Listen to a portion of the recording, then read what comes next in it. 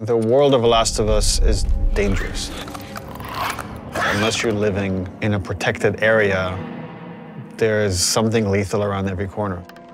Once you venture out of your home, you're in danger. And where we're taking the story and where we're taking Ellie is like each step of the way, she's putting herself in more and more danger to bring these people to justice.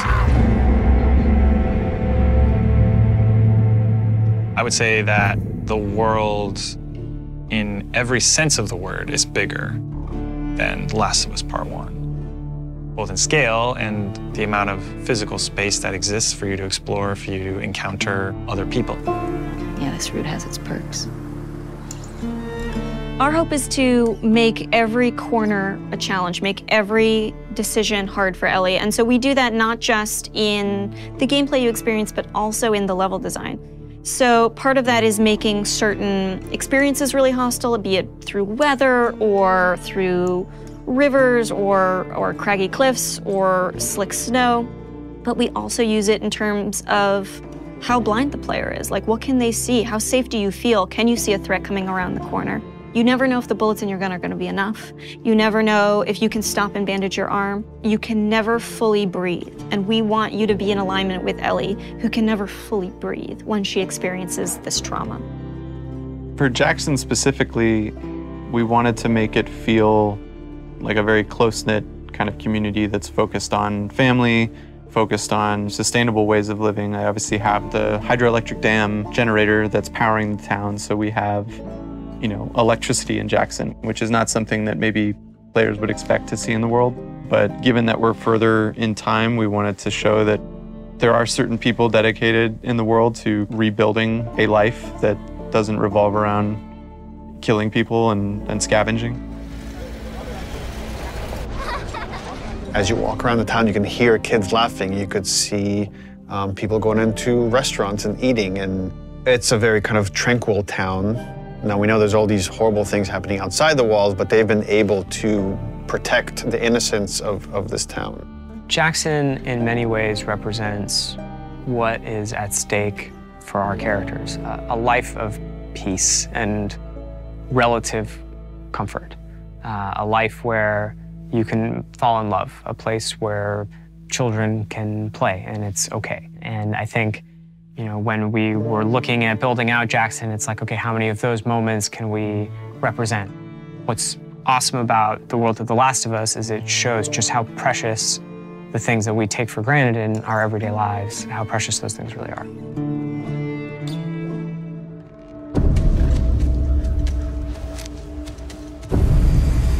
Seattle, compared to Jackson, is very different. It's more of a war zone, I would say. Part of the interesting thing with Seattle or the Pacific Northwest is that there's all this rain and all this foliage and wildlife, and it's this very lush area that if someone were to settle down, it'd be a pretty good place to settle down just as far as the kind of fruit you can scavenge, the animals you can hunt. And then because it is so lush, because it is so teeming with resources, is why there are multiple factions trying to fight over those resources. One faction you run into in Seattle is the Washington Liberation Front. When the outbreak happened, the military took some pretty drastic actions and quarantined parts of the country. And this was their way of protecting the population that has survived this horrendous outbreak. And because of that, it led to rise of these resistance groups. And in the first game, we saw the Fireflies. And we heard about other groups, and in this game, we get to see, here's another group that rose called the Washington Liberation Front that was able to defeat the army and thereby take over a lot of their equipment. And they're this very militaristic faction.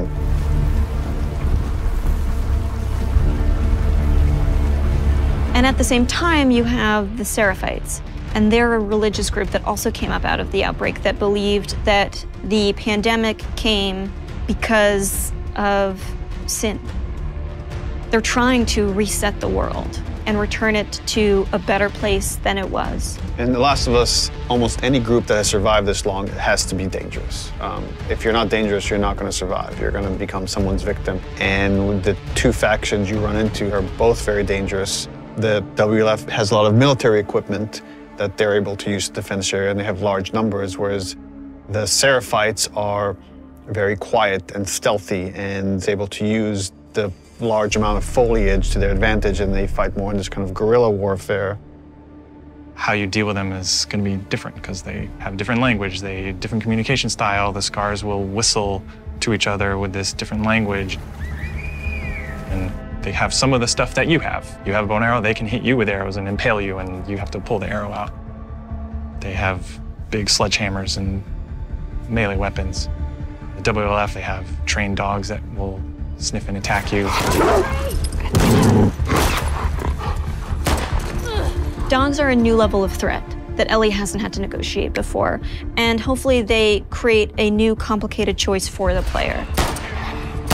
We saw in them an opportunity to challenge people's perceptions of what a combat setup can be. We wanted to find really hard choices. The dogs themselves have names. They're called out by their owners. We wanted every setup to be challenging.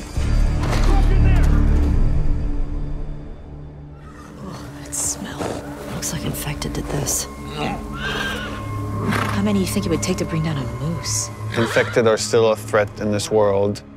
We wanted to take first our basic classes that we had in the first game and say, okay, what's different about them now? So we'll have scenarios where way more runners, like we can have hordes sometimes of runners coming after you, and it might be about just escaping because the odds are just overwhelming.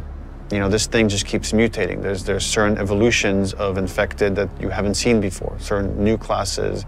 There's the Shamblers, which kind of have these exploding acid clouds when you get near them. You're running down a hallway and you have to suddenly make a decision like, oh, do I want to take the damage and go through this cloud or find some other route or go back the way I came? And it kind of forces you to, on the fly, kind of make new decisions about how you're going to deal with the threat behind you or potentially in front of you. So again, it's about how do we make fighting against infected intelligent. So when you come on a space, you're listening to audio cues because different classes will make different sounds. If you just go in guns blazing and throw caution in the wind, you could easily get overwhelmed and regret that strategy.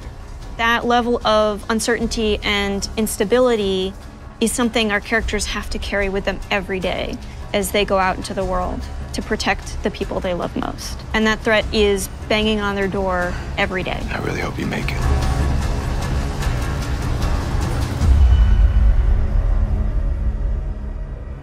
PlayStation